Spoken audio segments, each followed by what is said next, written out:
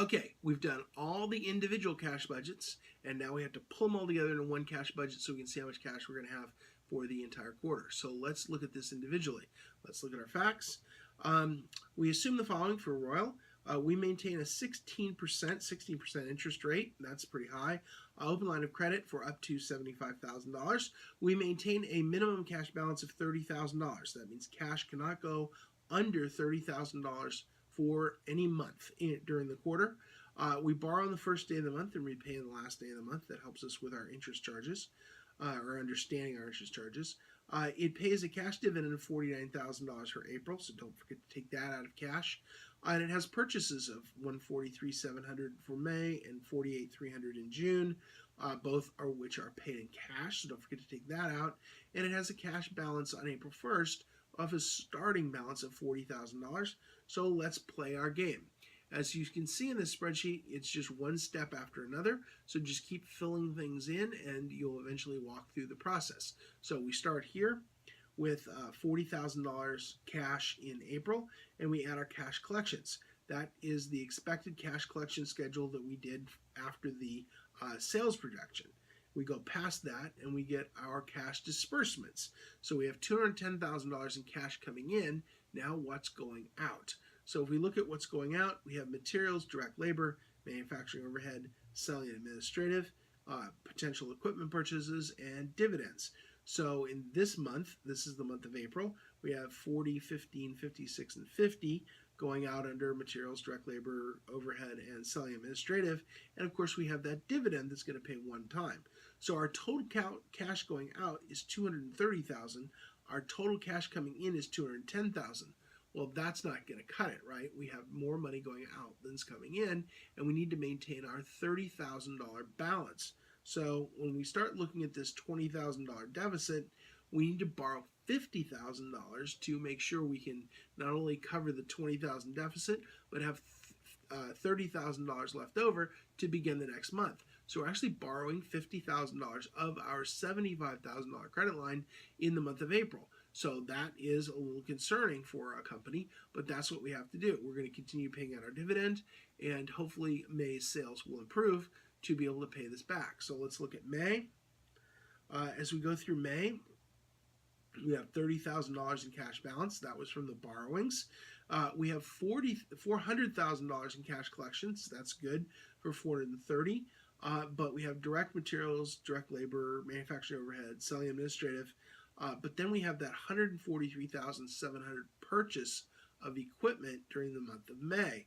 So that takes our total disbursements to $400,000, and it just so happens that that leaves us in May with the $30,000 that is the absolute minimum that the company will allow for cash at the beginning of a quarter. So we can't repay the loan at the end of May. So we have to continue with the loan and keep the $30,000 in cash that we have. So now let's go on to June. As we go on to June, we can see the cash collections are good again, $335,000. So we have $365,000 in cash, and we only need total disbursements of $270,000. So therefore, we have $365,000 coming in. We have $270,000 going out. So we have $95,000 in cash that we can repay the loan with. So we take the $50,000 off of the $95,000, and of course we have to pay interest. So the interest is $50,000 times the 16% that we're paying per year, but we're only paying it for a third of the month, or times 0.33 to get $2,000 for the quarter. So remember, we borrow at the beginning of the month and we pay back at the end of the month. So we borrowed the beginning of April, and we went through April, went through May, and went through June, and we get the end of June, we pay it back. So that's 90 days worth of interest, or 1/3 of a year. So 1/3 of a year in interest is 16% times 1/3 times $50,000 is $2,000 in interest. So we have $52,000 in financing costs, and minus the $95,000 means there's $43,000, which will be the ending inventory at the end of the quarter. So we have cash flow in this case to make our material purchase and to make our dividend purchase, and at the end of the quarter we will be cash flow positive after paying back the loan. However, during the quarter, because we're sending out so much cash at the beginning for the dividend and the equipment purchase, that all of a sudden we will be short on cash and need to borrow to cover cash flow.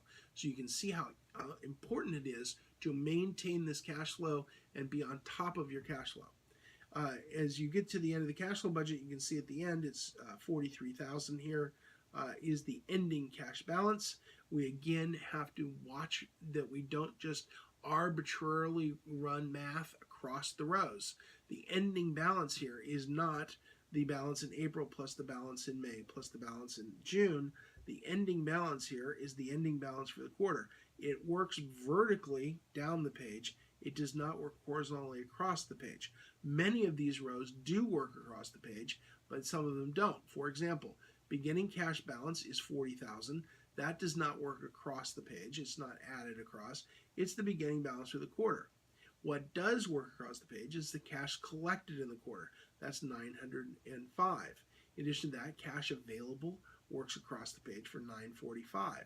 So as you can see, some of these work across and some of them don't work across the page. And you have to just think through which one does and which one doesn't.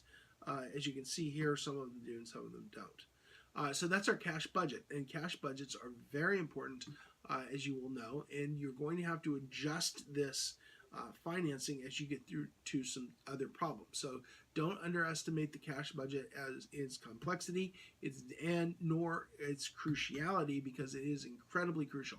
So pay attention to the cash budget, and that's one example.